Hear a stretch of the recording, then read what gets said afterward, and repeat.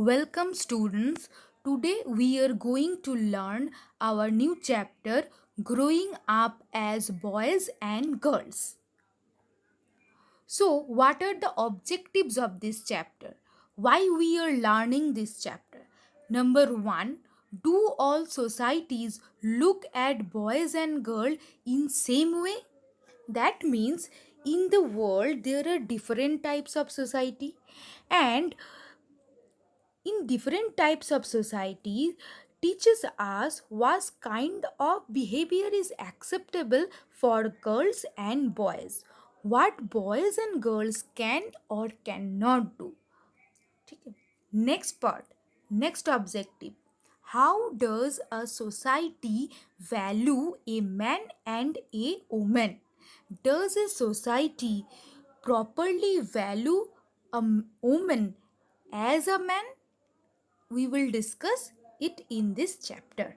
Third objective, how inequalities, not inequality, how inequalities between men and women emerge in the area of work.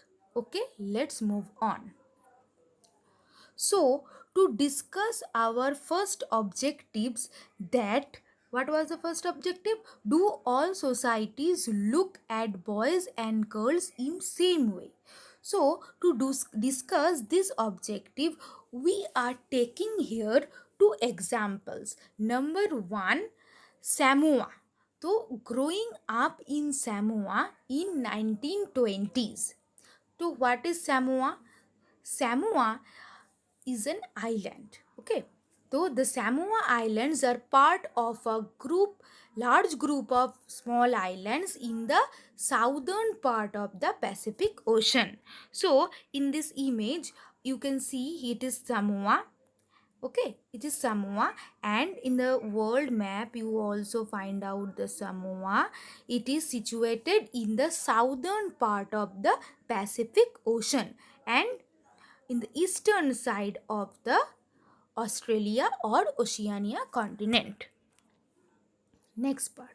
Now look, growing up in Samoa in 1920s. How was the life of a children in Samoa in 1920s? In 1920s, children of Samoa did not go to school. In early age, up to 5 years, they learned many things. Which type of things? They learn how to take care of children or different households works. And at the age of 9, a boy joined the older boys and learned how to do fishing, planting coconuts, and girls continue looking after small children. Okay, but there is a change. But when a girl enter into teenage, she got freedom. What type of freedom? She can choose her life different way. That means she can go for fishing, plantation of coconuts. That means she can go outside of her house and do different types of works. And boys also cooked food in the cooking house when girl helped with the preparation. Now, the second example. The second example is the Madhya Pradesh. The growing up male in Madhya Pradesh in 1960s. Where is the Madhya Pradesh? Madhya Pradesh is the central state of India and Bhopal is the capital of Madhya Pradesh. In this image, you can see the situation of Madhya Pradesh. Okay. So, what was the situation of Madhya Pradesh in 1960s? From class 6 onward, boys and girls both went to separate schools. In schools, boys played outside playground, but in girls' school, there had indoor courtyard as girls did not go outside to play. And in the evening, when they return from their schools, generally girls go straight to their house from the school, and always they carry a fear of being teased or attacked. But the picture was totally different for the boys. How? Because boys went their home from the school in a very joyful manner. They played in the street with their friends. They did do different types of tricks with their bicycles. That means the life was totally different between a girl and a boy. So, from these two example of Samoa in 1920s and Madhya Pradesh in 1960, you can differentiate the things that in two different situations, in two different societies, the perspective of the society was different for boys and for girls. Okay? In 1920s, Samoa, when a girl reach her teenage, she can do fishing, plantation, and go outside. But in Madhya Pradesh, a girl had to live with fear that she can be teased or attacked in the road or outside of her house. Okay, so next part, valuing housework. What is housework? Generally, housework include two things. Number one, caregiving tasks, and number two, household tasks. What are the caregiving tasks? We will discuss it. What are the caregiving tasks? Caregiving tasks means looking after this family, especially the children, the elderly, and the sick members. And household works, different types of works, that means cleaning the house, making food for the family members, washing clothes, dishes. These are the different types of household work. And generally these house works are done by female member of a family, by woman of a family. Generally, there is no hard and fast rule that women should always do caregiving tasks or household work. No, but it is, we can see in our everybody's house that our mother, our grandmother generally do most of the households caregiving tasks, households works for us. So and our society sometimes, not only sometimes but most of the cases, our society thinks that it is responsibility of a woman, that sometimes it assumed that it is natural that a woman will do caregiving tasks or household works. It does not recognize as the work of a woman. Why I am stressing the word work? Why I am stressing the word work? Because we are generally paid, paid, paid for our work. But a woman never paid for these household works. Okay, so in this way, women women's works are devaluated. Women's works are devaluated. Devalued. That means they that means society are not giving them the proper values, which was our second objectives, that whether a society is giving the women the equal value of their work as the men. No, our society does not give all the time for the same value for the woman for their household works. Okay, so next part, life of domestic workers. Who are the domestic workers? Many houses in towns and cities recruit helper in household works, like we have already discussed household works. Which are the household works? Like sweeping, cleaning, washing, and cooking. So these helpers are called domestic workers. Most of these domestic workers are women, and most of the times they are low paid.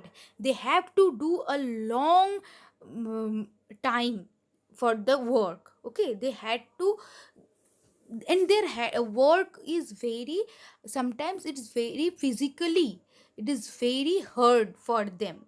Okay, so in this picture you can see Melanie with her daughter, and Melanie is sharing her thought, her experience, how the life of a domestic worker is difficult. So here we can see that Melanie work in a house of Delhi. So now let's see what is her experience. My first job was with a rich family that lived in a three-storied house. The Mem Sahib was very strange as she would shout to get any work done. My work was in the kitchen. There were two other girls who did the cleaning. Our day would begin at 5 o'clock. For breakfast, we would get only a cup of tea and two dry rotis. Imagine, students, how pathetic. We could never get a third roti. In the evening, when I cooked the food, the two other girls would beg me to give them an extra roti. I would secretly give it to them and make an extra one for myself. We were so hungry after working through the day. We could not wear chappal in house. In the winter, our feet would swell up with the cold. I used to feel scared of the memshab, but also felt angry and humiliated. Angry and humiliated. She feel humiliated. Did we not work all day? Did we not deserve to treat with same respect? So you can, students, you can imagine the situation is so difficult for a domestic worker. Their economics condition is not well, and they are humiliated by the memshabs or those who employ them. Okay, so we should always behave well with these domestic workers. Next part, women's work and equality.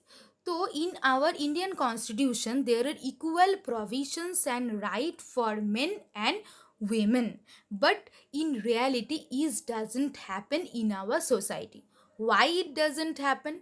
Because you can see that if your mother or your any known person who is an woman, you can see that she had to do different types of household works.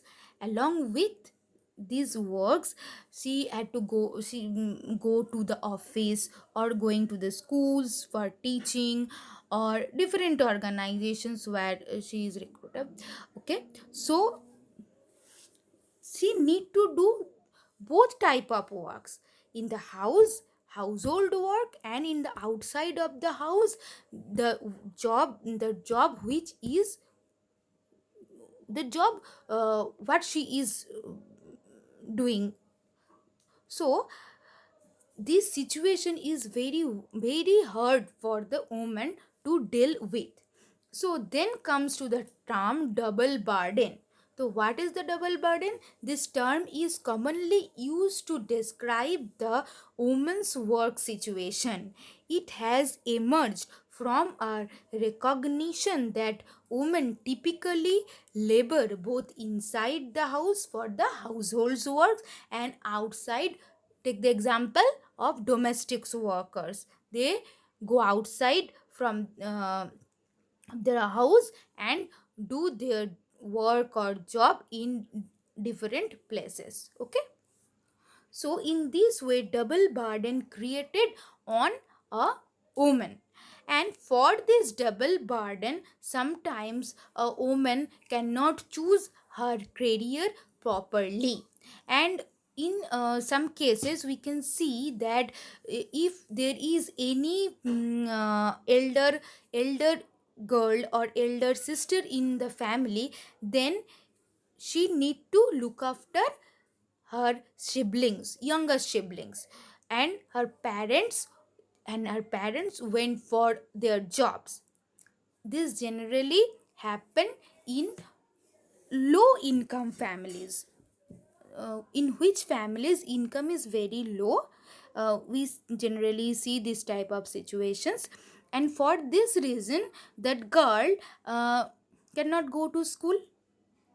Okay, so there is no equality between a boys and a girl. I hope you can understand the matter. Now government took some initiatives to create equalities between men and women, boys and girls, or give them some freedom to choose their career, go to the schools, and their problems, or to solve these problems of double burden. So what are the initiatives? Number one, they started Anganwadi project. Anganwadi, what are the Anganwadis? Anganwadi is a type of rural child care center in India.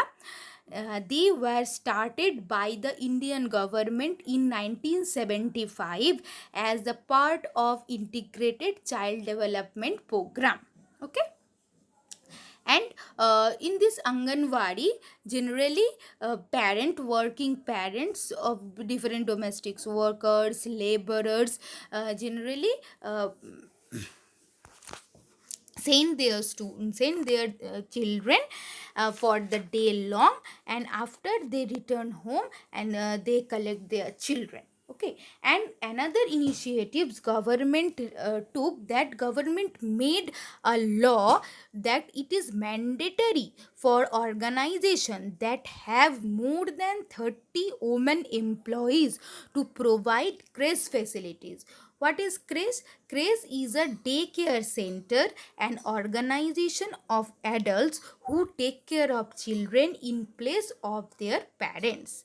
So generally sometimes creches are created in a office or a workplace, and parent can work peacefully, and they and creche always assure them that their children, their words are in safe hands, so they can do their work peacefully and properly.